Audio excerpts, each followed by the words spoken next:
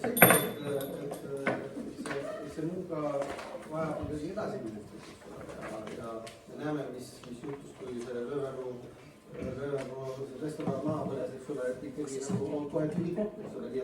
et neid tühja kohti nagu liiga palju, eks ole, ja kogu keskuse rajamine, eks ole, arvestades seda, et tahetakse siin, eks ole, eraldi siis linnaosa, eks ole, või sellisel moel seda organiseerida, siis see oleks nagu täiesti hea idee. Loomulikult küsimus on maksumuses, eks ole,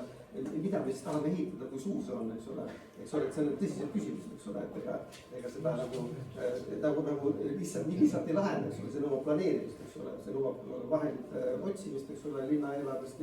ja seda ei saa teha, eks ole, nii-öelda jooksul, aga jällegi, et kui see asi ette võtta ja nii-öelda see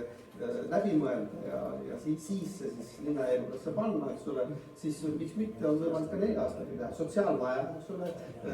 seal Põdes, eks ole, Maardus, eks ole, ja nüüd on uus sotsiaalmaja ja see sai eraldatud, eks ole. Kuigi mälu ei peta, siis 2 miljonit maksid, eks ole. Tehti ära, nii et selles mõttes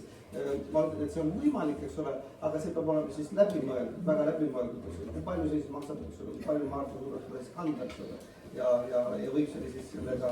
võib-olla mitte järgmise aasta eelarvesse, aga võib-olla siis kuskil ülejärgmise aasta eelarvesse siis ka panna.